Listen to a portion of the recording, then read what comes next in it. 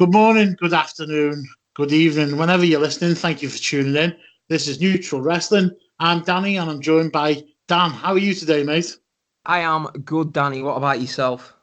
I'm good, thank you, mate. Happy New Year to you and Happy New Year to all of our listeners. Today we have just got off from watching Wrestle Kingdom 14, day or night one.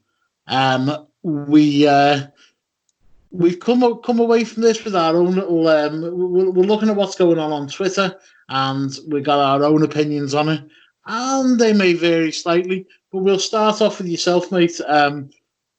Where do you want to start on this one? In terms of, we've had a lot of preliminary matches, we've had a lot of tag matches. So I'll let you start on where to start, so to speak. Well, probably best talking about the bit. What do you think the biggest stories coming out of it are? Obviously, tomorrow, Okada against Naito, a rematch from 2 years ago at Wrestle Kingdom 12. Hiromu wins the belt. The big redemption recovery storyline that's been 18 months he's been out injured. He comes back and wins the belt. So they're probably the biggest two stories. Okada versus Naito tomorrow, and Hiromu, the new IWGP Junior Heavyweight Champion. But yeah, Danny, we'll just get into it. We'll just start. What was your? I'm curious because for people who don't know, we actually bought tickets for this show back. If you remember, Danny, what was it? Was it the night of the G1 in Dallas? And I feel like we spent the first hour of that show, well, you did, trying to get tickets. And then, I don't know, did they come out the week after or something like that? No, I think it was the night after, because they put the wrong date up on on Twitter, but it was the correct date on the website, so there was different information coming out. But yeah, the first hour was taken away from us from the G1. But yeah, it was. We got the tickets then. I got a reminder email yesterday to tell us to get to the box office at least an hour early. So that was great. I'm glad you forwarded me that. Yeah, I didn't even chat about it to you. But to be honest with you, it was as people probably know, it fell apart a little bit, the whole thing. It is something I want to do, but I'm not completely gutted that I've missed it so far. Yeah, I know what you mean. We were talking before we came off. Like the show, it was really good, but for me, I think the biggest story, forget the results of the matches, I think the utilisation of the 2 nights schedule that they had. I don't feel, obviously there's time to put this right tomorrow, I don't feel that they used these 2 nights that they've had for Wrestle Kingdom in the best way that we possibly had. Like, I think the story that no one seems to be mentioning, how can you have a 2-day Wrestle Kingdom and not have Shingo, Ishii, maybe even Suzuki in singles matches, especially after the year that Ishii, and in particular Shingo Takagi, have many people's Wrestler of the Year, to not have them in a big, even any sort of singles match on a 2-night show. I mean, if I'm them, I'm thinking, well, what hope do we have of getting on a 1-night show if we can't even get on a 2-night show? You've got Jay White, you've got Naito, you've got Ibushi, Okada. They're all going to be in 2 matches. You've got Jon Moxley, who is effectively a New Japan part-timer. He's in 2 matches. Juice Robinson in 2 matches. And then you've just got, Ishii and Shingo, on the undercard and throwaway tag matches that nobody will remember. Well, I can't even remember them now, Danny. But yeah, I think that's something I wanted to talk about.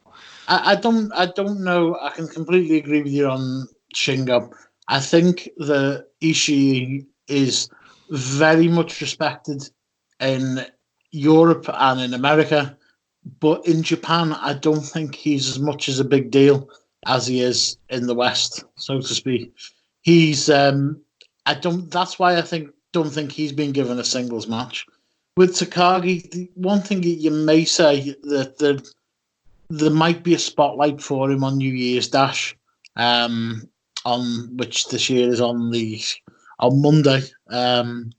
So you can only say that that's been sold to him. All the new storylines and angles start as of New Year's Dash.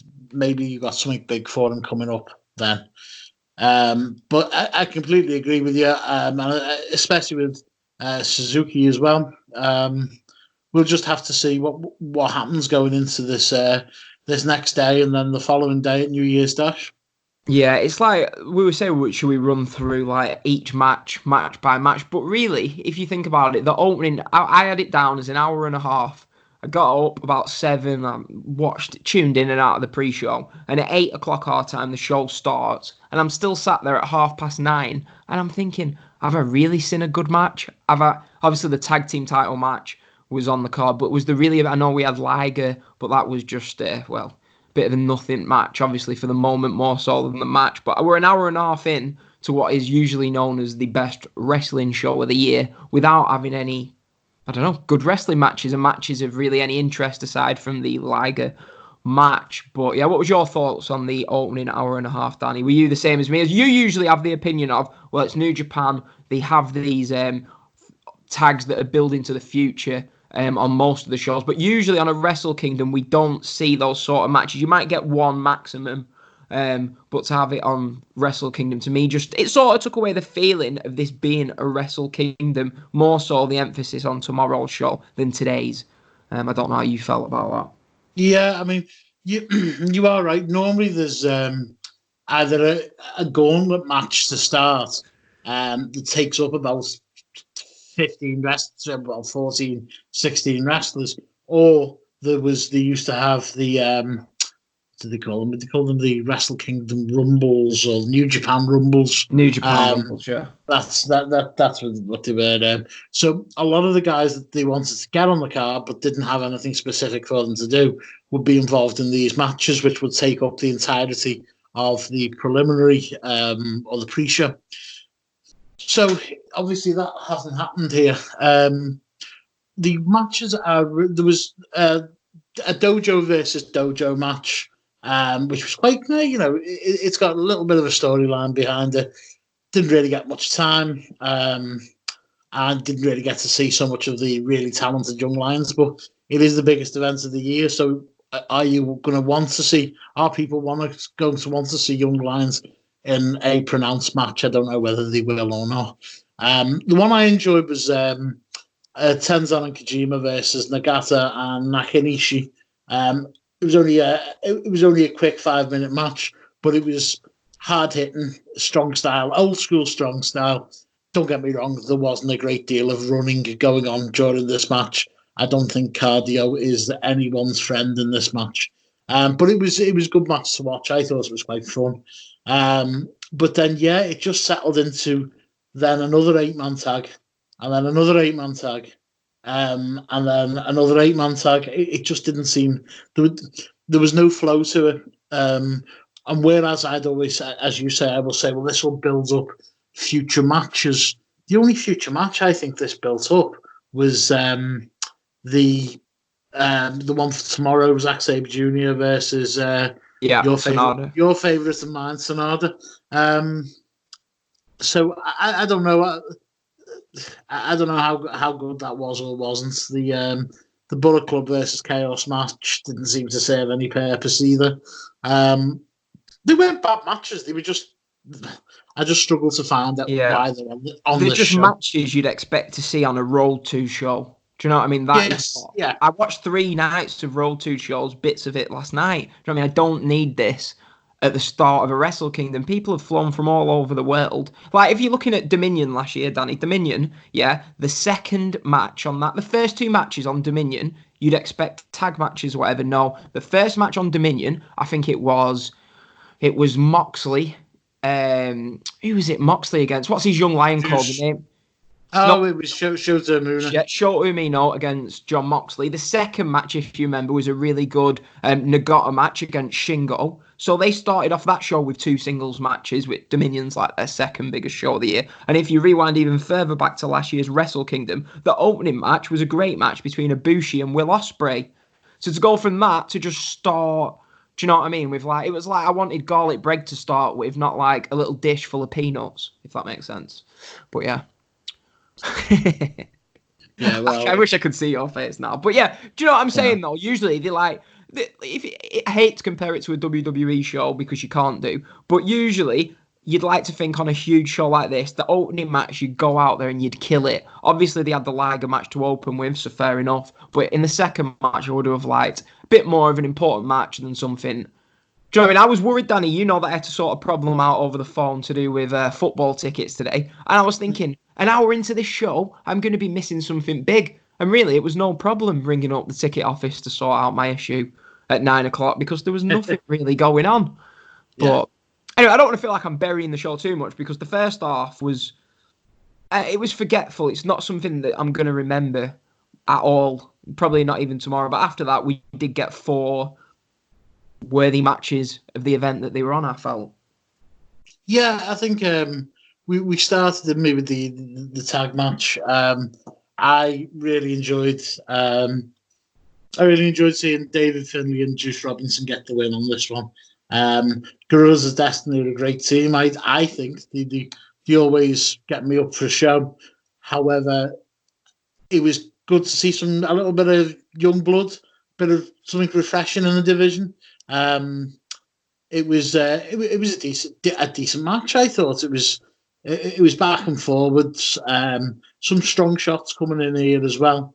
I don't know. I actually, this was the one that started to get me thinking. Okay, you can start to turn things around now. Yeah, this was the match. I think I was on the phone for this match, Danny. I literally only saw the last minute of it. But that's another problem that I was just about to say to you. So, where I'm used to watching wrestling, yeah, if it's live, it's at midnight or 1 a.m. The entire world is shut out. They're all asleep, so I'm sat. There's no distractions on my phone. There's no distractions, people at the door. Do you know what I mean? It's just you watching the show, or you're watching it the next day after you finish work. So I found it a bit strange watching such a big show at like 8 o'clock, 9 o'clock in the morning, you know, when I'm just usually coming round. But yeah, that was what I noticed from watching it at that time. But at least we're not in America watching it at 5 o'clock in the morning. My heart bleeds. But yeah, yeah. So next, what was next? It was Moxley against Lance Archer. That's one thing they've done a really good job of this last year. The transformation of Lance Archer. He was just in his tag team with Davey Boy Smith Jr. and now he's someone who I could easily see you could have in a IWGP heavyweight title match on one of the B or C level shows. So they've done a really good job with Lance Archer. And he was here against one of the biggest stars from the West in John Moxley. What did you think of the match, Danny? Texas Death Match. I really liked it. It wasn't a Texas Death Match as we know it. It was basically a last man standing with submissions. Yeah. But it was great. It was started off with Moxley. I think Archer hurt his leg, and Moxley worked on it for a little bit, and then sort of kind of forgot about it. But Archer was up on the ropes. I don't know whether it was meant to, or whether it was part of the selling the leg, but he slipped off the ropes. Yeah, he's a big guy anyway, and Moxley had hold of a kendo stick, and within a flash, he was hitting him with it. So whether that was a mistake or whether it was planned, if it was a mistake, fair play to both John Moxley and Archer, who just rolled with it completely. I'm glad you pointed that out, Danny. That was one of my main takes from the match. Moxley just showed great, experience by just nailing him. The second after he slipped off that, I think he slipped, do you know what I mean? But they just did a great job of covering you. It made you think, did he slip? Do you know what I mean? Whereas if they'd have just stood there for a few seconds like a more inexperienced wrestler would have done, you would have known. Yeah, he slipped. He was just so quick, and Archer as well was quick to go with it as well. But there was some good stuff, and they set up a couple of big bumps on in the middle of two chairs, and then with like a garbage bin lid in the middle. And there was some big moves in the match. I quite enjoyed it. I think I know what's coming here. When Lance Archer where he picked up the young lion from the side of the ring. And he was on the apron, and he just picked up the young lion and just threw him at Moxley in like a choke slam. thought it was quite amusing.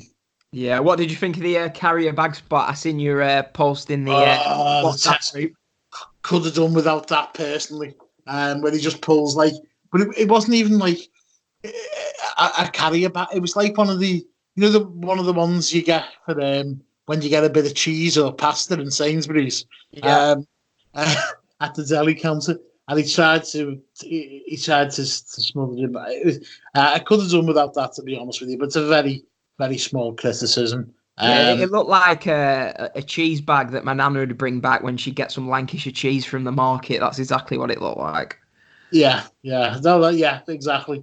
But the ending of the match was where, and these Japanese tables don't break easy.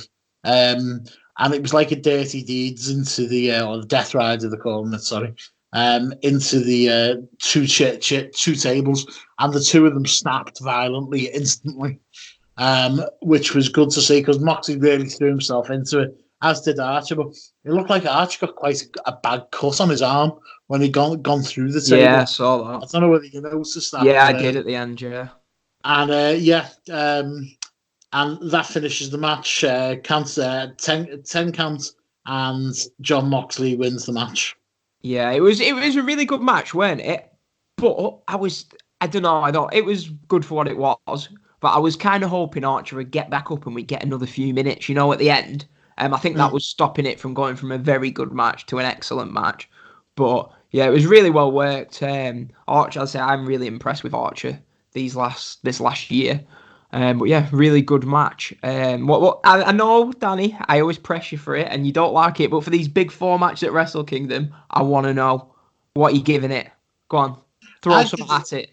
I'd give that 3.5 at least. 3.5. Yeah. Yeah. And also just to say, some of his the comments after the show, after the match, were interesting as well.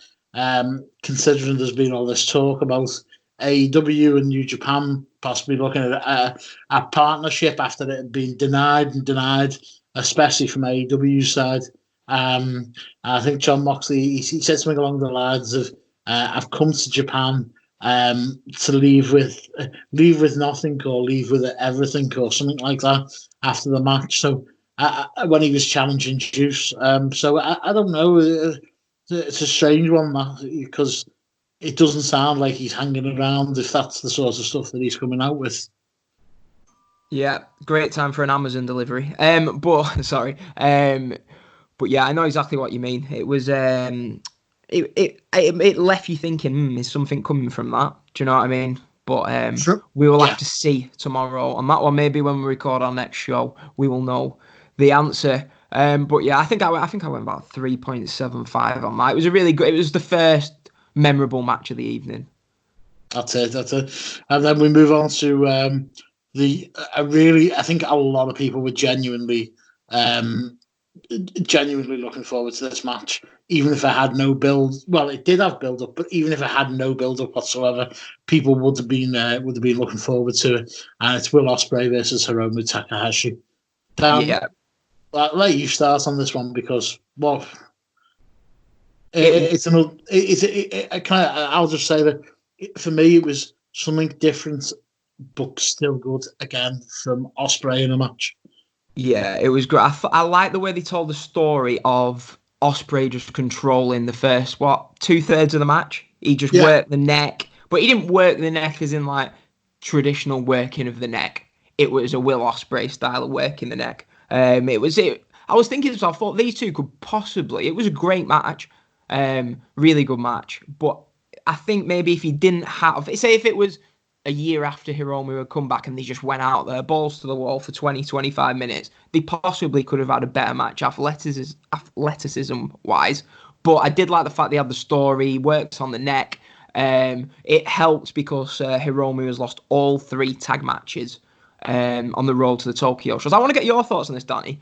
Right? I thought, because Neil's been trying to get me to watch these tag matches with Hiromu in, and I thought, for me, I'd sooner the first time I see him back be this match with Ospreay. I know why they will have done the tag matches to like get rid of ring rust, just let him get the feel for it again. But the whole reason they brought him back at the time they did, you would expect it to be so that his first match back would be at Wrestle Kingdom. And I felt that it took a little bit away just from the fact that we'd already seen him 3 nights in a row on the road to Tokyo Dome shows. And I think this match, forget this IC title, whatever. I know they really wanted to do it where they did the 2 matches on the opening night, the main event the second night. But for me, the first night main event should have been this. The second night main event should have been that IWGP title match. I just think the endings of this match would have been more fitting. It was a great match if it had been the main event and you'd have had Hiromu standing tall with the belt, the confetti falling as we go off air for night 1. But yeah, that's my views on it. I've got to be honest. I don't see it as. I don't think either of them are at main event status yet. As good as Will Ospreay is and as good as Takahashi is. Second top merch seller in New Japan. May well be, mate. But at the same time, those it doesn't have the gravitas of the other 2 matches, in my opinion. But I just need to talk about that little sequence when Ospreay was dominating, and he put like he went out the ring, didn't he, Takahashi, and then he kind of done Ospreay done like a wheelbarrow out the thing. There was Ospreay kicked out. Sorry, but I'm just trying to remember. He basically come out of the ring and Takahashi had caught him and tried to do like a back suplex or a German suplex. Ospreay went over, done not a cartwheel, but he spun over, landed on his feet, and then got thrown back into the ring with like some kind of suplex. It was like a belly to belly, wasn't it? Yeah, and kind of landed on his feet and then carried on running and then come back out with a Sasuke special. It was such a great little spot. I've described it terribly, but if you've seen it, you know what I'm talking about. And if you haven't seen it, you need to watch it. It's absolutely fantastic. But then things start turning around for Hiromu, and again, I think it was really, really well done with the psychology in this match and the story of the match. And it was he hit his time bomb at the end to go and try and go for the pin. I thought that was it. I thought it was done. Ospreay kicked out in the latest of late pinfalls, which was again really well done.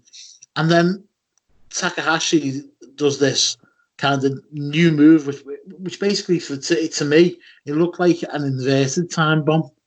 So a time bomb, if he was doing it the other way around to the body, and got the win in the match. Yeah.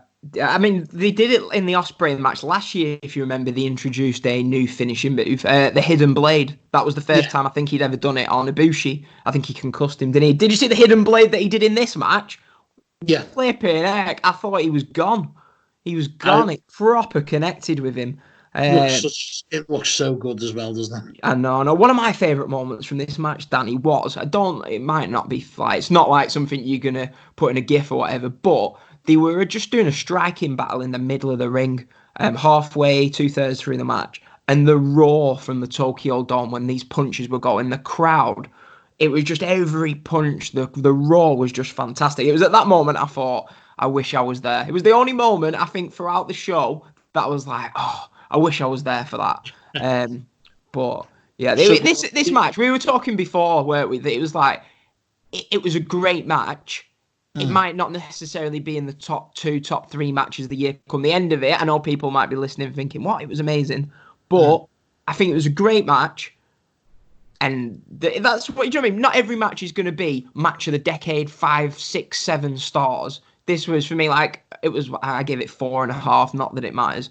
But it was a great match. And yeah, it's going to be one of the better matches of the year. But I don't think it was. It wasn't your Omega Okada type match, was it? But it was still a great match. But I do think, I know you disagree, I do think this match should have been last on one of the nights. But that's what is best about it being open to debate. What did you go on it, Danny?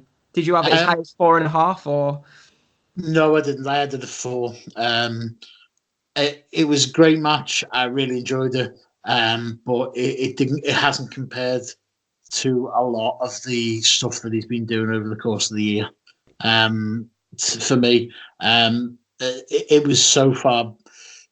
See, the thing is, we keep expecting more and more and more of Will Ospreay, and he's only, and he keeps delivering, but he can't deliver every single time with something much more outstanding. It was a really, really good match. I'm not knocking it, but it kind of felt like it was a plateau.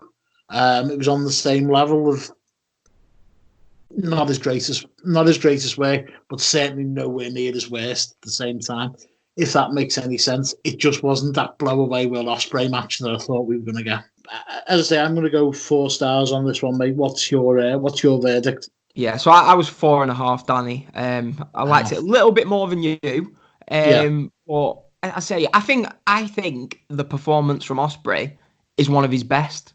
I really do. To take, not to carry, but to take Hiromu in his first singles match back to a great match. I just thought Ospreay was amazing in this match. I think obviously Hiromu, it's going to take him time to get back to the level he was at. I'm thinking of that Ishimori match in the final of the Best of Super Juniors about a month before he picked up his injury. I think we're going to know more when Hiromu's against, say, lesser opponents, if he's still at that incredibly high level that he was at before he got his injury. But as far as this match goes, I thought it was great. Yeah, I had it. I'm a spoiler alert for later on in the review. I had it as match of the night. Okay. Well, it moves us on to the next one, which was for the IWGP Intercontinental Championship, and it was the champion Jay White taking on Tetsuya Naito. Again, this didn't do a great deal for me, unfortunately. I know a lot of people really enjoyed it. I expected better out of. What I feel is, if this was a match between Randy Orton and Seth Rollins and they wrestled the exact same match, there would be nobody stating how good it was. It would just be a standard match. It went on. It had its time. I just did not at any point get involved in this match, which was strange. I don't know whether it was just like a little bit of the fact that this was, towards the end of the night, not quite the main event. I already watched a lot of wrestling, but I just was not involved in this match whatsoever. Yeah, I think obviously it followed a really good match. I think, Danny, I'm going to be honest with you, I enjoyed the match towards the second half of the match. I don't think it was a great match. I'd have it 3.5, 3.75. It was very good. I didn't think it was. I think you've got Naito, who is nowhere near at the level he was 2 years ago, probably due to injury. I was talking to someone about the Naito Omega match, the final of the G1. What was it now? Maybe 2.5 years ago. And that night, for me, Naito peaked. He was unbelievable in that match. He was on a different level, and now, due to injuries, due to whatever, he's just not there. I mean, you'd see a few times he'd slip off the rope during the match. Yeah, I was just going to mention that he did it twice, didn't he, when he was going for the spike DDT, and even when he hit it the second time, the impact didn't look anywhere. He hit 3 Destinos. Not one of them looked anywhere near like they used to. It's like his body can't do what his mind's telling him. Yeah, possibly. But I think let's be honest though, the man, probably the best commentator in wrestling, does a great job of covering up that these Destinos aren't maybe what they were, because his commentary for a Destino, it is Channel 5 Italian football-esque. It is brilliant. His commentary when Naito hits that Destino is just brilliant. But I see now, we're talking about Jay White. A lot of people dislike Jay White. I used to, but I saw live his performance at Madison Square Garden, and that just completely changed it for me. But that match wasn't completely. I think he's hindered a lot by the fact that all the shenanigans that go on with his gimmick. I think if he was just allowed to go out there and wrestle a 20-minute match with no nonsense in it, you'd see a better version of Jay White. But sometimes it is a bit too much, the Gaydol interference. I can't wait for the day Gaydol just goes away from the Jay White character, to be honest. But obviously, you're going to get that with a Bullet Club. And I think when you mesh the two, a beaten up Naito against a hindered Jay White, you're not going to get a level of match you usually get in the semi-main event of a Wrestle Kingdom. No, I mean, Jay White's one of them. I can think differently of Jay White on each and every match. I remember when he was a young lion, he looked fantastic. Then he went on excursion, spent a lot of time in ROH and the American Indies. Again, looked really, really good. Come back with a switchblade gimmick, had a terrible match. I think it was our last year's Wrestle Kingdom against Tanahashi.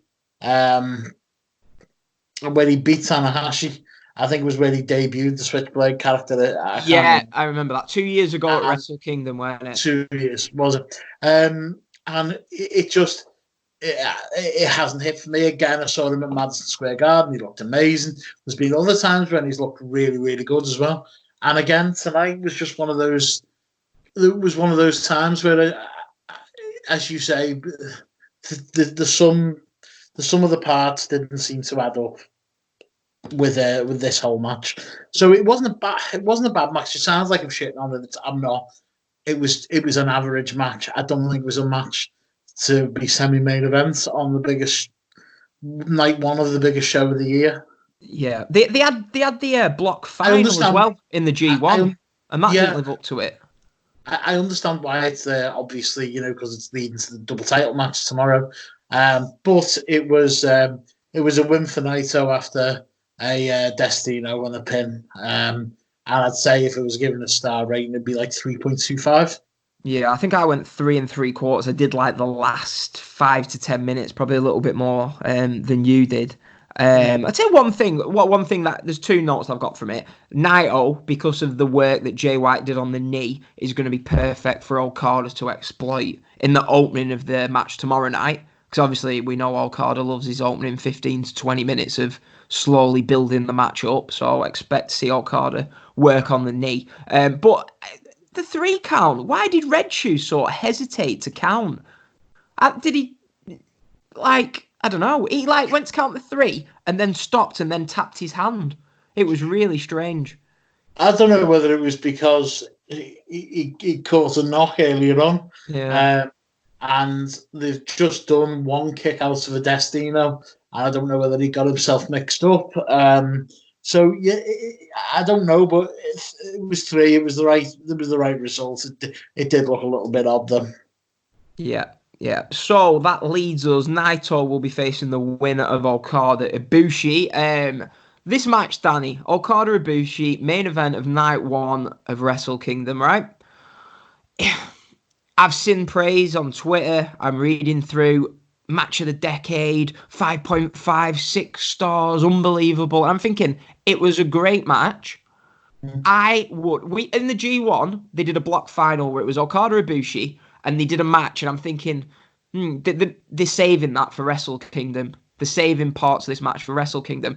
And they worked an Okada-style match that time. And I thought maybe at Wrestle Kingdom, I was probably foolish thinking this, maybe they'll go more of an Ibushi-style match. That was what I was hoping for. But what we got, for me, was an Okada-type match, which I have no problem with. He's one of my favourite wrestlers in the world. But the Okada match works great against, I don't know, say a Sonada. We've seen the Okada-Sonada match.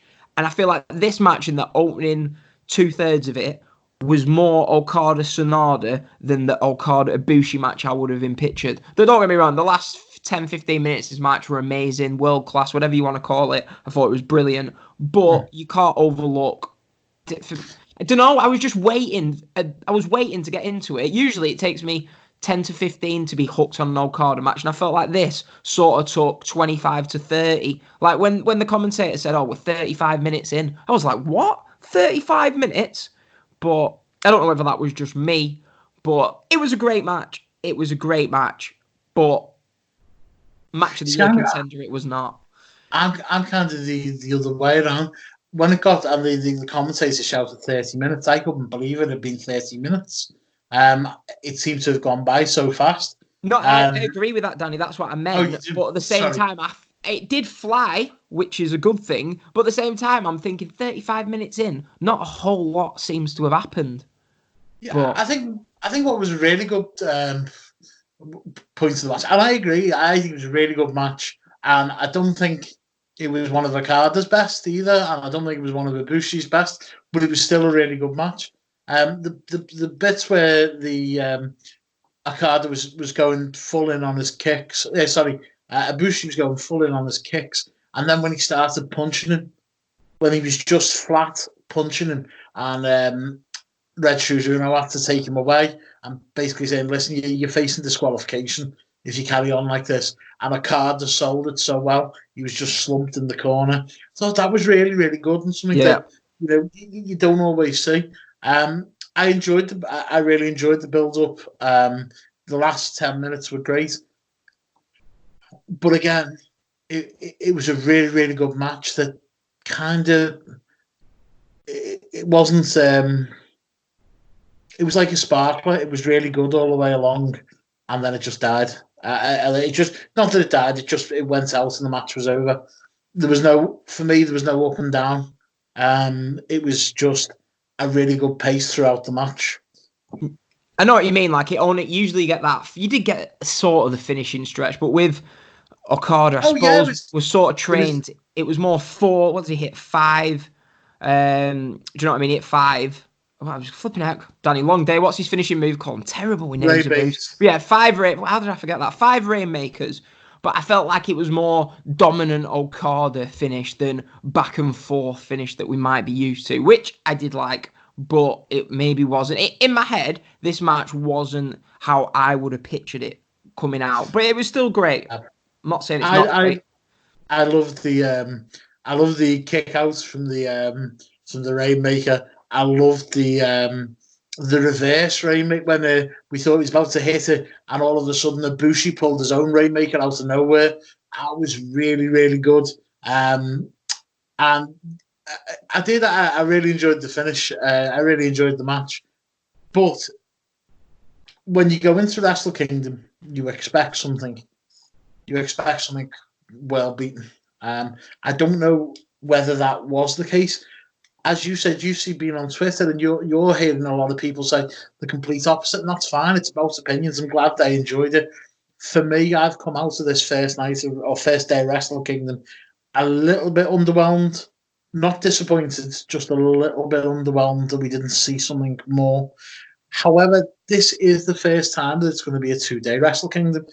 And in terms of the pacing of the matches, in terms of the numerous 8-mans that were on there today, maybe this is New Japan still learning how to book a show that they're looking at as not a 1-day show, not as 2 1-day shows, but as a full 2-day show, if you know what I mean. Yeah, I do, Danny.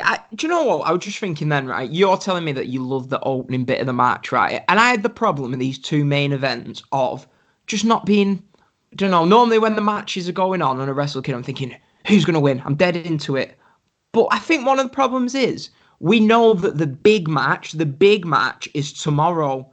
So these are just sort of, they're like your semi-finals to your final. They're like your first leg to your second leg. It's at a Wrestle Kingdom, you expect this is like the big payoff, innit? Whereas instead, these 2 matches were like, not preliminary, whatever, right? But you know what I'm saying? They were like, it's Wrestle Kingdom. I'm expecting it to be on the edge of my seat thinking this is it. Whereas really, this is just, do you know what I mean? This is the semi-finals, effectively. This isn't meant to be the match of the decade, the whatever you want to call it. This is meant to just purely lead to tomorrow, which I think was part of the problem.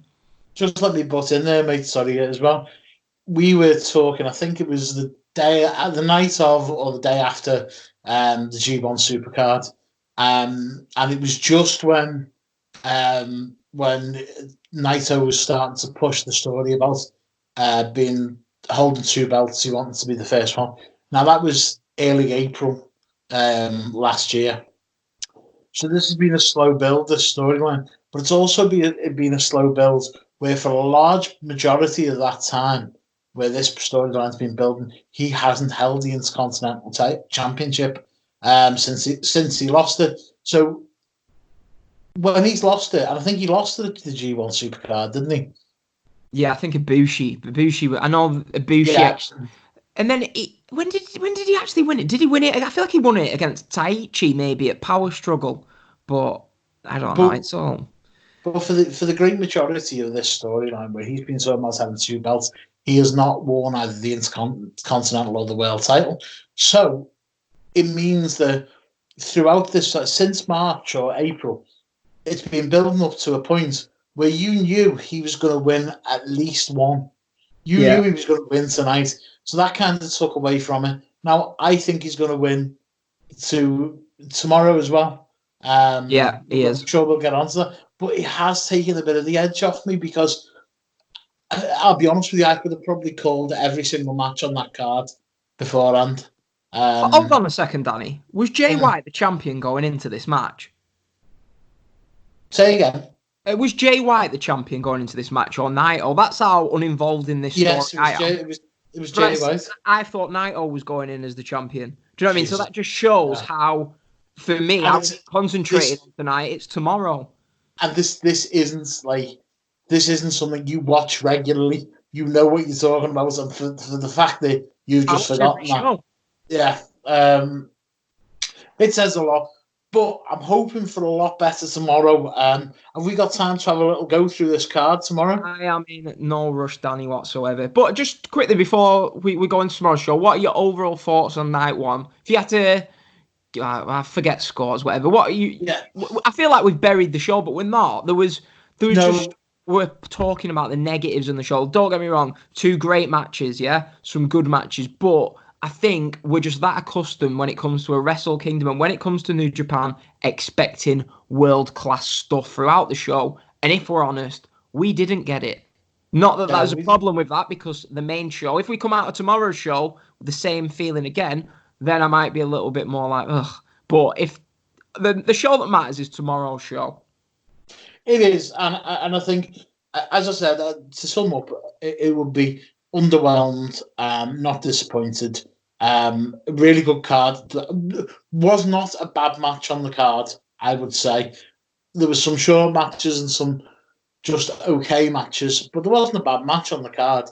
It's just, as you say, we expect so much more. Yeah, I think the one people who will be looking at this and who will be closely looking at this is going to be WWE. And I think the reason they'll be looking at this is because WWE makes money. They're a money-making machine.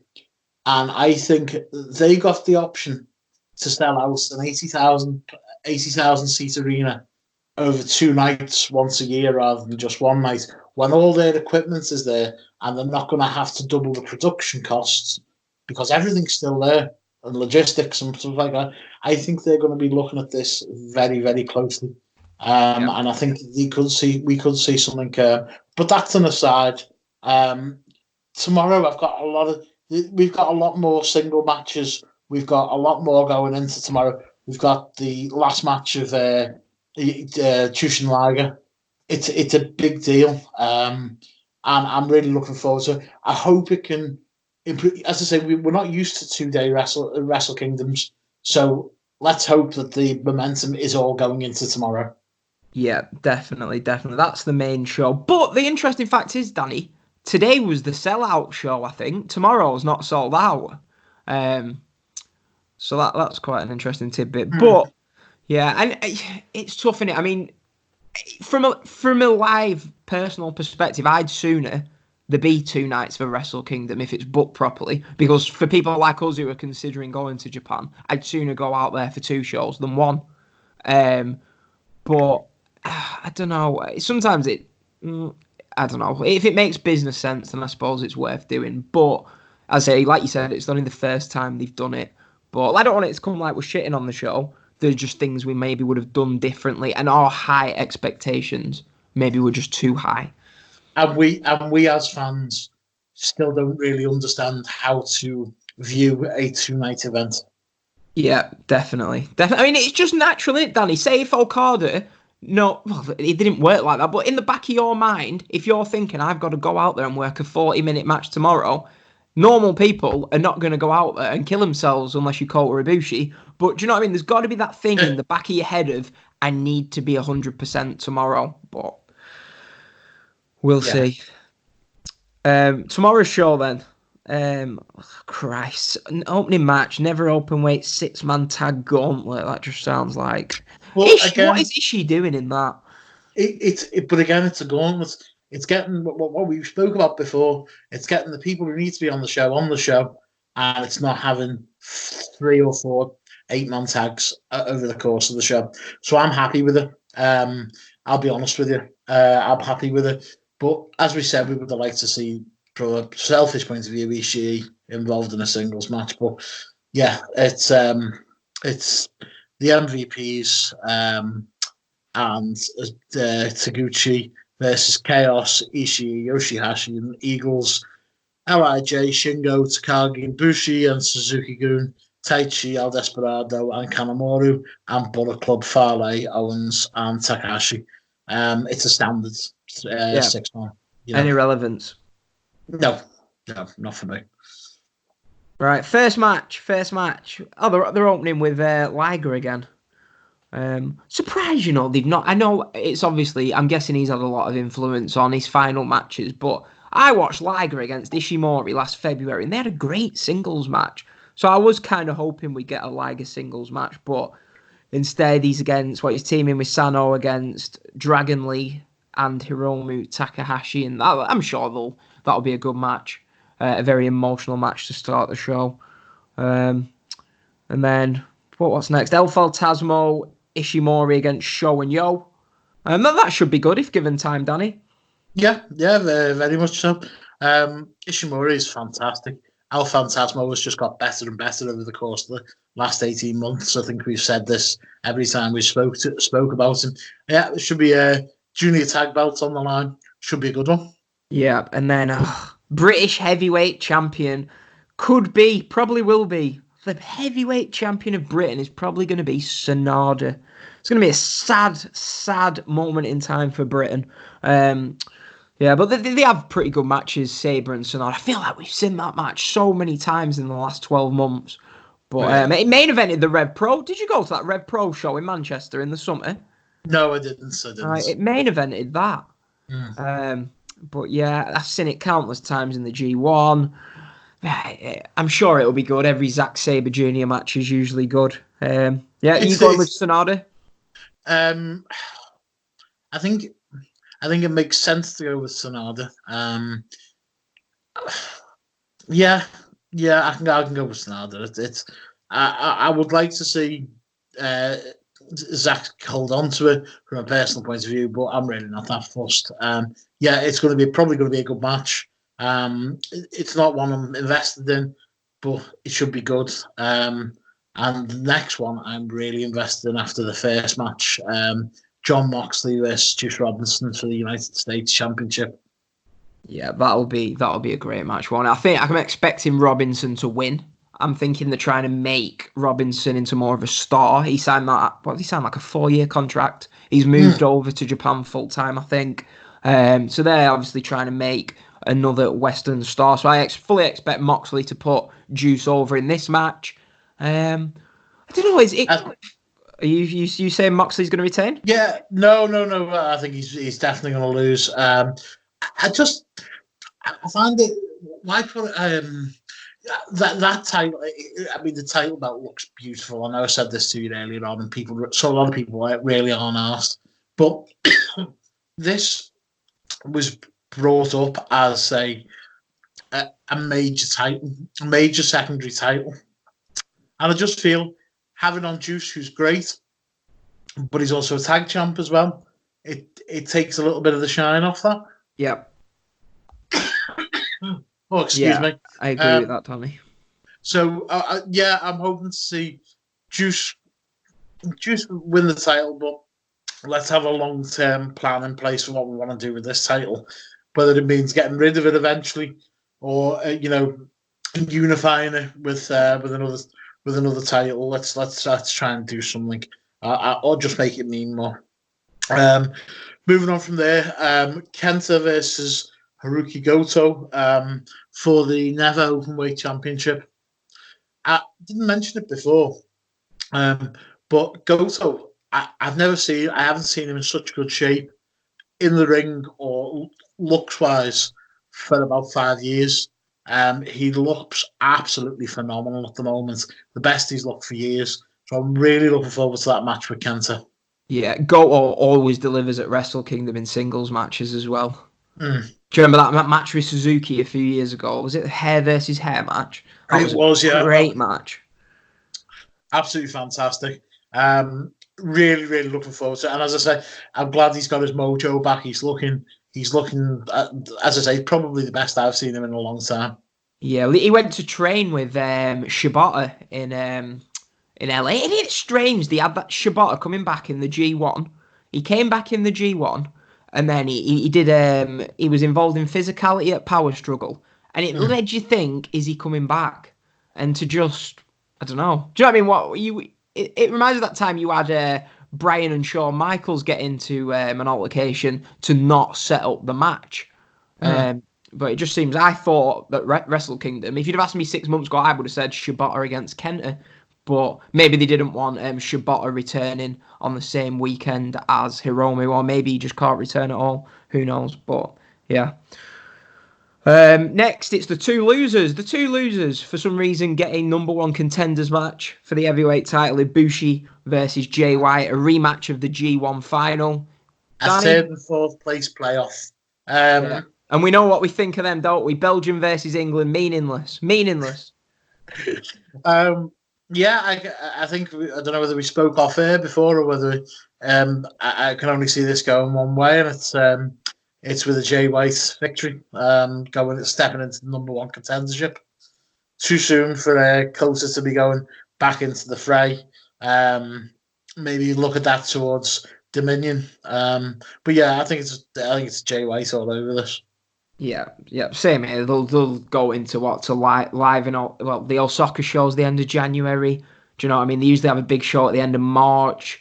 Do you know what? Speaking of that, Danny, I was hoping every Wrestle Kingdom we get the video package detailing all the show dates for the upcoming year, and obviously they're probably saving it for tomorrow. But that also usually you're on a high when you've seen those dates going into the show. That's something that made it not feel like a Wrestle Kingdom and more like a Kings of Pro Wrestling. I always like that at the start of the show. But yeah, so we're both going with Jay White for that one. Now next, Tanahashi Jericho. This is a match that they could have even headlined night one with. This is a huge match. Obviously the big thing all over social media, will AEW and New Japan form together? Will they have a partnership? They've obviously on the New Japan website, they've acknowledged that Jericho is the AEW champion. Chris Jericho has said that Tony Khan has said that if Tanahashi wins, he will get a shot at the the AEW title. Is it just Jericho trying to get more interest into his match, or is there something more behind this? What are you saying, Danny? I think there's something more. I think New Japan had a relationship with ROH where they built up, and still have one with Rev Pro, where they've built up a lot of trust over the years, and CMLO. So I think they won't go into anything full tilt. It's the fact that Moxley, they had the Japanese rights to Moxley, and I think it was something similar with Chris Jericho, because I think he was still under WWE contract when they signed him to this 2 or 3 year deal with just being exclusive to them in Japan. However, I think this is something where discussions are being had in the background. People who work with people know people who used to work with people, if that makes sense. There's certainly discussions. I don't think it's going to be a huge announcement on New Year's Dash to say that New Japan, new partners, AEW. I think what you might see is an AEW, a special challenge match where somebody with a bit of history, maybe Kenny Omega, challenges somebody from New Japan, or he sets an open challenge and somebody walks out. I think he'll have that at first, and it won't be acknowledged. It'll only be acknowledged to say, oh yeah, so and so is going over to AEW to have a match. And I think a number of those kind of deals will happen before anything is said in kind of, we are now partners with AEW. You've got to build up trust. New Japan, I think Nick Jackson's already come out and said that New Japan had kind of lost a bit of trust in them when they'd said after the first show that they did, was it All In? They weren't going to be planning to start their own promotion, but eventually they did, and he said he thinks they lost a little bit of trust in them. So there's a little bit of mending fences to do, but hopefully we can see. So, as I said last episode, want to see more of this cross promotion. It's just interesting for everyone. Yeah, come on, give us the New Japan versus AEW show in Tampa. That's what I want to see.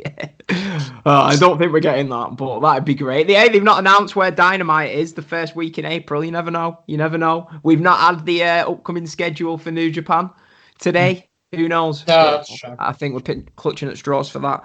But yeah, I think it's a bit too late as well. I think what might be what might be doable in years to come, next year or the year after, if there is a partnership built, then you could have an AEW stroke New Japan weekend. You could have somewhere like that big arena in Dallas where they did the G1 and hardly sold any tickets, where they could have 2 or 3 nights, a number of super shows.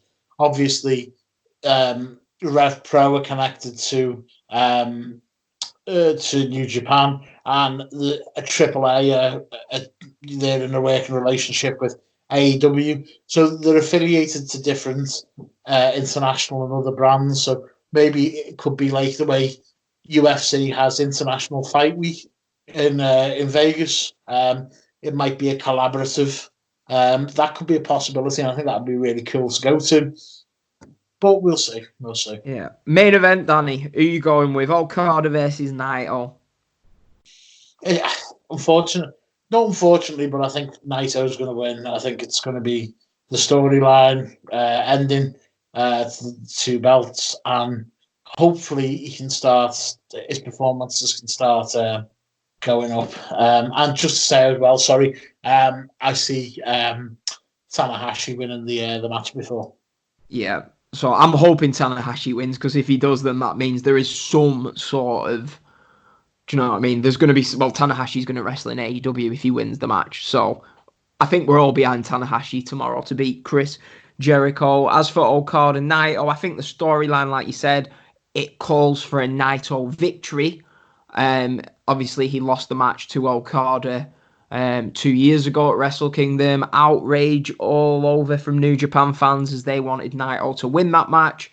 They've teased all year Naito's not going to be involved in Wrestle Kingdom by losing. Everyone thought he was winning the G1 and he didn't, but at the last minute he got in to this picture at Wrestle Kingdom. I don't know, it wouldn't surprise me, Danny. Obviously Okada has got he's got some role in the Olympics. So maybe they'll want to keep the belt on him. You know what New Japan are like? They sometimes think, right, our big star is Okada. If there's a huge, giant match, Okada's winning that match. That seems to be the way it's gone in previous years. So it wouldn't surprise me if they went with Okada. But I think the story calls for a Naito win. Yes, yeah, I agree.